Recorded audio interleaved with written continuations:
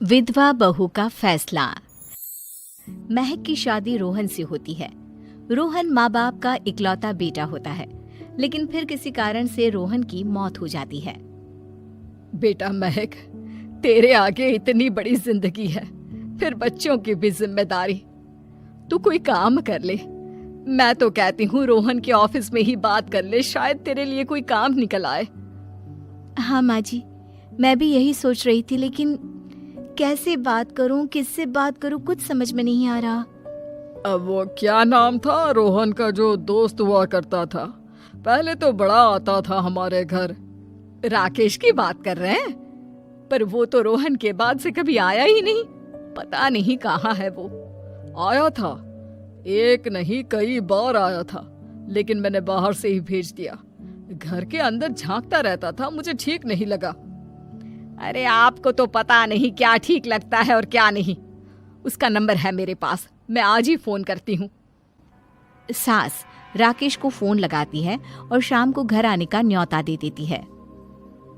अरे आंटी, ओहो भाग्य हमारे कि आपने घर बुलाया। मैं तो कई बार आया, लास्ट टाइम तो अंकल से मुलाकात भी हो गई थी। हाँ, वो हम लोगों को निकलना था ना कहीं उस वक्त। अरे छोड़ो ना बेटा, बोलो क्या लोगे? आपकी बहू। क्या बकवास कर रहे हो राकेश? अरे मेरा मतलब ये है कि आपकी बहू कहाँ है? भाभी जी के हाथ की चाय की बस एक प्याली मिल जाती तो। महक चाय लेकर आती है, लेकिन वो जैसे ही राकेश की ओर देखती है, उसे राकेश पसंद नहीं आता। वो अंदर जाने को होती है कि अरे भाभी जी कहाँ जा रही है? बैठिए तो सबके साथ। जी नहीं, बच्चों को खाना खिला रही हूँ, आप माँ जी से बात करें ना। अंदर जाने के बाद सास कहती है, अरे बेटा राकेश, वो क्या है ना, वैसे तो तेरे अंकल जी की पेंशन आती है, साथ ही ऊपर 2 मंजिल मकान से किराया भी, तो हम लोगों का तो अच्छा चल जाता है। लेकिन महक, उनकी चिंता आप न करें आंटी, आदेश दें बस आप तो।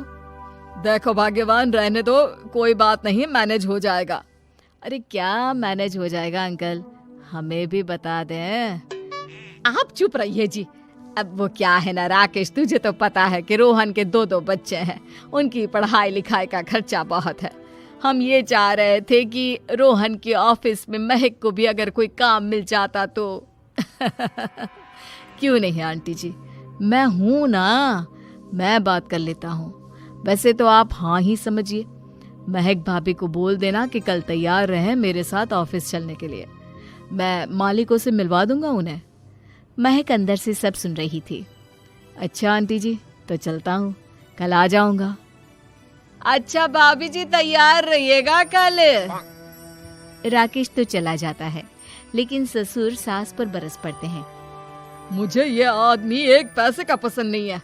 तुम इसे बोल दो कि हमें कहीं नहीं करवानी बहू से कोई नौकरी। अरे क्यों नहीं करवानी? सारा पैसा मैं इसके बच्चे और इसी पर उड़ा दूंगी, तो मेरी बेटी को क्या दूंगी? जरूरत क्या है तुम्हारी बेटी को तुम्हारे पैसे की? अरे वो तो पहले ही बड़े पैसे वाले घर की बहू है। अपनी बहू की सोचो जो अब तुम्हारी बेटी जैसी है। बच्चे रोहन की आखिरी निशानी है। अरे अपना भाषण अपने पास रखो। सारा दिन घर पर बैठी रोटियां तोड़ेगी, तो काम करे ना कुछ बाहर जाकर। बहू सब सुन रही होती है। वो अगली सुबह बिना मन के तैयार तो हो जाती है, लेकिन जैसे ही राकेश आता है, क्या बात है भाभी जी, रेडी हैं? तो फिर चले डेट पर, मतलब इंटरव्यू पर। महक सामने आती है कि सामने ससुर जी खड़े होते हैं। हाँ महक बेटा, आओ चलते हैं, मैं भी चल रहा हूँ।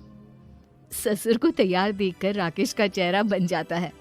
अंकल जी, आप परेशान हो जाएंगे। अरे रहने दीजिए ना, धूप भी बहुत है। वैसे भी स्कूटर में तो 2 लोग ही बैठ सकते हैं ना। तो तुम चलो, मैं बहू के साथ अपनी कार से आ जाता हूँ। महक ससुर जी को देखकर खुश हो जाती है, उसे शांति हो जाती है। वो लोग रोहन के ऑफिस जाते हैं, जहाँ बॉस कहते हैं, नमस्ते अंकल। नमस्ते महक, कैसे हैं आप लोग? रोहन का सुनकर बहुत दुख हुआ अंकल। वैसे कैसे आना हुआ? बेटा, क्या हमारी बहू के लिए तुम्हारी ऑफिस में कोई काम मिल सकता है? हमने राकेश से इसी सिलसिले में तुमसे बात करने को कहा था। उसी के कहने पर हम दोनों तुमसे मिलने आए हैं। राकेश ने तो कोई बात नहीं की, ऊपर से उसने तो आज की छुट्टी ले रखी है, ऑफिस में नहीं आया। बोल रहा था जरूरी काम से जाना है। महक और ससुर एक दूसरे को देखने लगते हैं। वैसे महक, क्या किया है आपने? I mean, इंग्लिश कैसी है आपकी? महक बॉस से अपनी पढ़ाई लिखाई और क्वालिफिकेशन के बारे में सब कुछ बताती है। ग्रेट, आपके लिए काम तो है लेकिन ऑफिस में नहीं। सर, मेरे बच्चे छोटे हैं, मैं फील्ड में काम नहीं कर सकती हूँ।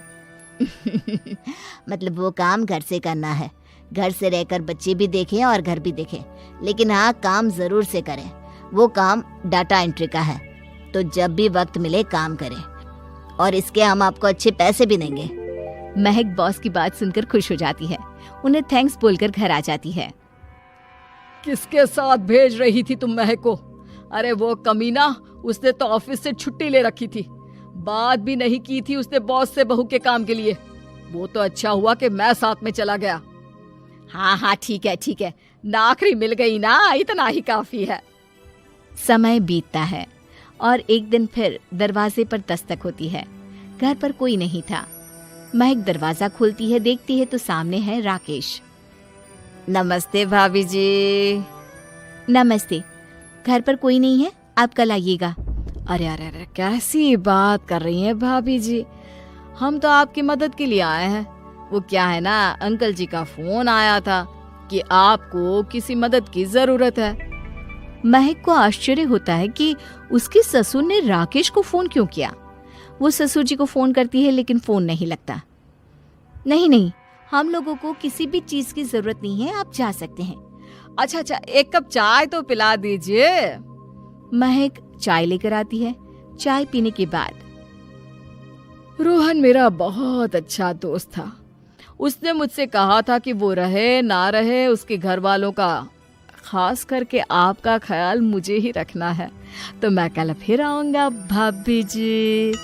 नहीं, माता पिताजी है नहीं, वो 4-5 दिन बाद आएंगे। आप उन लोगों के आने के बाद ही आइएगा।